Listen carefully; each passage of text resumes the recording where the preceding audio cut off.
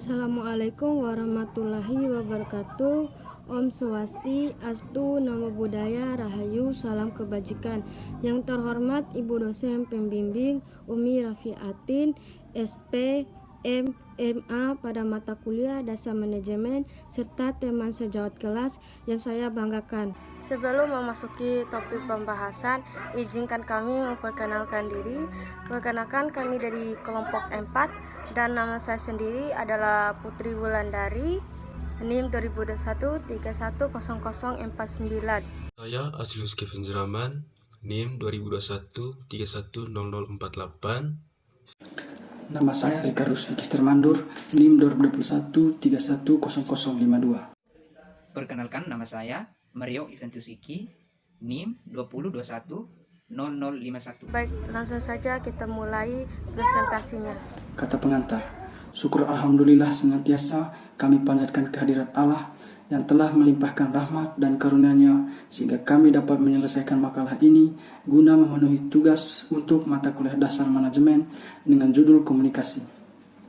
Kami menyadari bahwa sepenuhnya makalah ini masih jauh dari sempurna dikarenakan keterbatasan pengalaman dan pengetahuan yang kami miliki. Oleh karena itu, kami mengharapkan segala bentuk saran serta masukan, bahkan kritik yang membangun dari berbagai pihak. Akhirnya, saya mengharapkan semoga makalah ini dapat memberikan manfaat bagi perkembangan dunia pendidikan. Bab 1. Pendahuluan.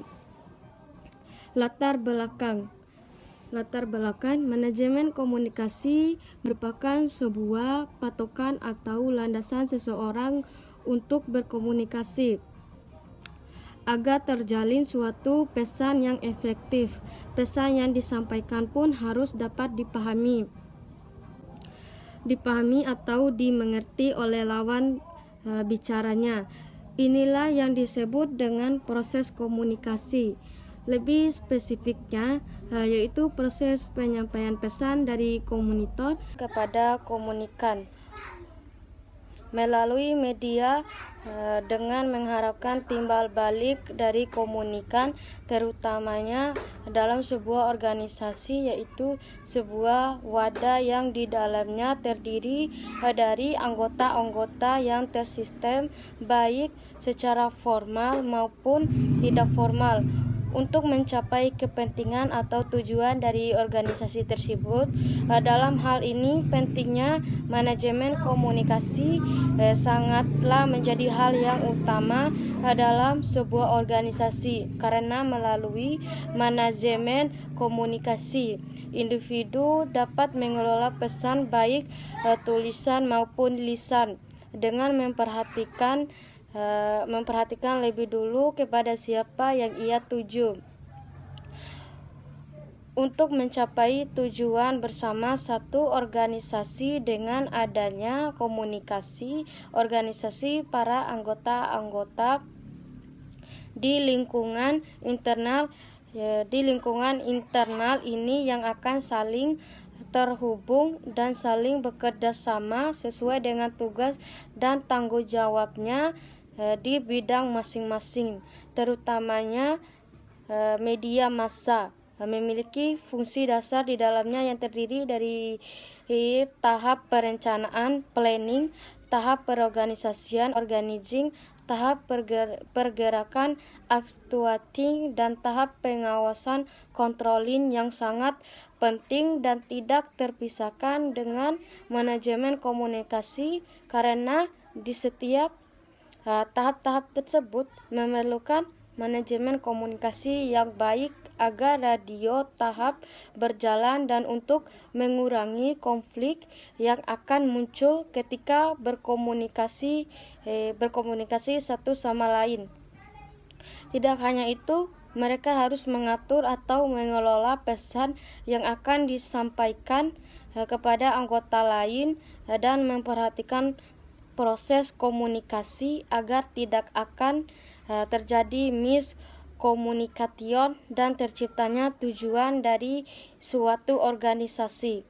Khususnya stasiun radio. Stasiun radio merupakan sebuah organisasi yang di dalamnya tersistem secara formal yang terdiri dari atasan dan bawahan yang saling terhubung dan berinteraksi untuk mencapai tujuan dari stasiun radio tersebut, dan dibutuhkan pula manajemen komunikasi di dalamnya. Dalam interaksi terdapat arus informasi yang berlangsung. Kondisi stasiun radio Memora FM Gorontalo yang peneliti bahwa manajemen stasiun yang kurang berada di stasiun membuat setiap kebijakan stasiun yang kurang berada di membuat kebijakan atau instruksi kebanyakan hanya melalui media telepon atau media sosial. Seorang atasan harus jelas dalam menyampaikan sebuah pesan agar tidak terjadi kesalahpahaman antara pimpinan tersebut dan bawahannya. Alasan peneliti memilih stasiun radio ini yaitu karena keunikannya radio ini merupakan radio yang memiliki identitas dari sekian banyak radio yang ada di Gorontalo. Segmen pendengarannya terfokus ke kaula muda yang yaitu umur 15-25 tahun. Radio ini juga merupakan sebuah organisasi yang resmi dan memiliki tujuan organisasi.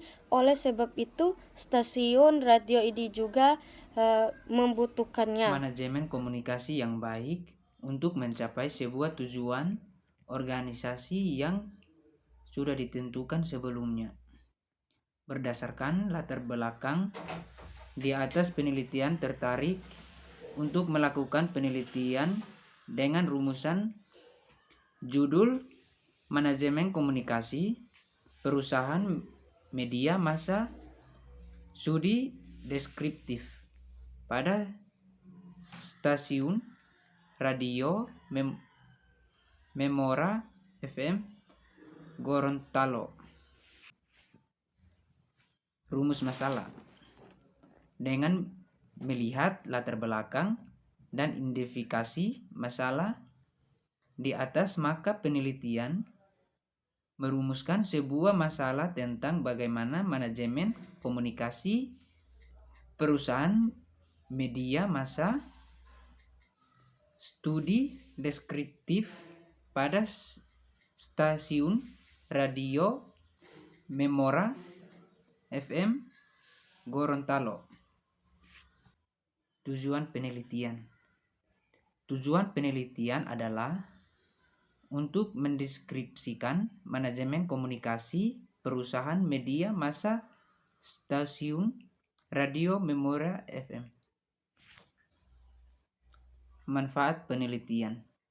Adapun manfaat dalam penelitian ini adalah A. Dengan menganalisa permasalahan di lapangan, penelitian memperoleh pengetahuan dan perkembangkan kemampuan menulis karya ilmiah. B. Peneliti akan memperoleh informasi mengenai bagaimana manajemen komunikasi dalam organisasi perusahaan media massa. C. Sebagai sumbangsi pikiran dan menjadi masukan atau saran dan pertimbangan kepada instansi terkait agar menjadi lebih baik lagi kepadanya. Kesimpulan, komunikasi adalah hubungan timbal balik antara individu yang menyampaikan pesan komunikan kepada seorang individu yang menerima pesan melalui media menimbulkan efek tertentu. Sedangkan maksud dan tujuan komunikasi untuk mewujudkan suatu pengertian yang sama antara pihak yang mengoperkan dan pihak yang menerimaan informasi, gagasan, sikap, atau isi perasaan lainnya. Selanjutnya, untuk merubah tingkah laku komunikan sesuaikan dengan kehendak komunikator.